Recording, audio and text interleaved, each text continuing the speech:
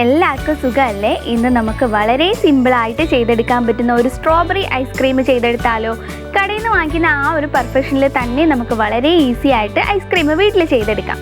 അപ്പോൾ നമുക്ക് അതെങ്ങനെയാണ് ചെയ്തെടുക്കുന്നത് നോക്കിയാലോ? വീഡിയോ ഇഷ്ടപ്പെട്ടാൽ ലൈക്ക് ചെയ്യാൻ മറക്കണ്ട. ആദ്യം തന്നെ ഒരു പാനിലേക്ക് ഒരു 1.5 കപ്പ് പാല് ചേർത്ത് കൊടുക്കാം.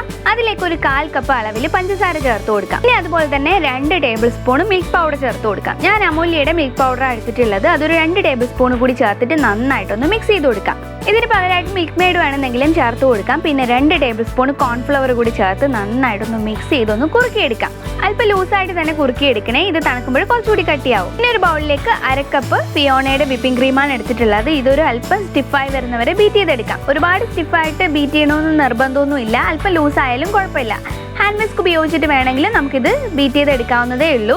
ഇനി നമുക്ക് നേരത്തെ തയ്യാറാക്കി വെച്ചിരിക്കുന്ന പാലിൻ്റെ മിക്സ് ഇതിലേക്ക് ഒഴിച്ചു കൊടുത്ത് നന്നായിട്ടൊന്ന് മിക്സ് ചെയ്ത് കൊടുക്കാം. ഇനി ഇതിലേക്ക് ഞാൻ ചേർത്ത് കൊടുക്കുന്നത് സ്ട്രോബെറിയുടെ സിറപ്പാണ്. നിങ്ങളുടെ കയ്യിൽ ഫ്രഷ് സ്ട്രോബെറി ഉണ്ടെങ്കിൽ മിക്സിയിലിട്ട് അടിച്ചതിന് ശേഷം ഇതിലേക്ക് ചേർത്ത് കൊടുക്കാം. ഇനി ഇതുകൂടി ഇതിലേക്ക് ഒഴിച്ചു കൊടുത്ത് ഒരു 2-3 ടേബിൾ സ്പൂൺ ഒഴിച്ചു കൊടുത്ത് നന്നായിട്ടൊന്ന് മിക്സ് ചെയ്ത് കൊടുക്കാം. ഇതിലേക്ക് ആവശ്യമായിട്ട് വരികയാണെന്നുണ്ടെങ്കിൽ ഒരു നുള്ള് പിങ്ക് ഫുഡ് കളർ കൂടി ചേർത്ത് കൊടുക്കാം. ഓപ്ഷണലാണ്, പിങ്ക് ഫുഡ് കളർ വേണമെന്നുണ്ടെങ്കിൽ മാത്രം ചേർത്താൽ മതി. ഇതുകൂടി മിക്സ് ചെയ്ത് കഴിഞ്ഞാൽ നമുക്കൊരു കണ്ടെയ്നറിലേക്ക് മാറ്റി കൊടുക്കാം.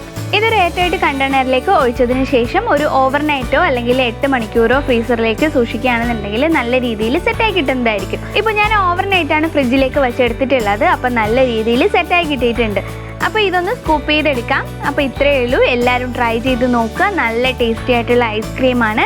അപ്പോൾ ഇതുപോലത്തെ വീഡിയോസ് കാണാനായിട്ട് എൻ്റെ ചാനൽ സബ്സ്ക്രൈബ് ചെയ്യാൻ മറക്കണ്ട. കൂട്ടത്തിൽ വരുന്ന ബെല്ലൈക്കൺ ഒന്ന് പ്രസ് ചെയ്യുക. അതിൽ ഓൾ എന്ന ഓപ്ഷൻ കൊടുക്കുകയാണെന്നുണ്ടെങ്കിൽ ഞാൻ ഫ്യൂച്ചറിൽ വീഡിയോസ് ഇടുമ്പോൾ അത് നിങ്ങൾക്ക് നോട്ടിഫിക്കേഷനായിട്ട് ലഭിക്കുന്നതായിരിക്കും.